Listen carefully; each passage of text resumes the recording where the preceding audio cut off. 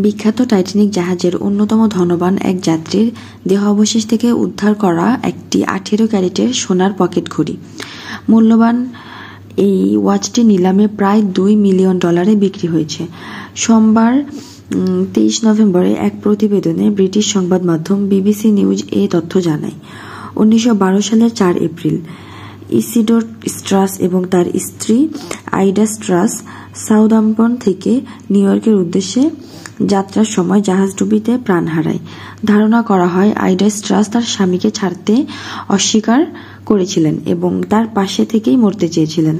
আইডা স্ট্রাসের দেহ অবশেষ কখনো পাওয়া যায়নি, তবে পকেট ঘড়িটি পরিবারে দীর্ঘদিন ধরে সংরক্ষিত ছিল এবং পরবর্তীতে পরিবারের সদস্যরা ঘড়িটির নিলামে বিক্রির সিদ্ধান্ত নেন। নিলামে আরও কিছু গুরুত্বপূর্ণ আইটেম বিক্রি হয়েছে। টাইটানিকের ভিতরে নোটপ্যাডে লেখা আইডা স্ট্রাসের একটি চিঠি 1 লাখ পাউন্ডে বিক্রি করা হয়।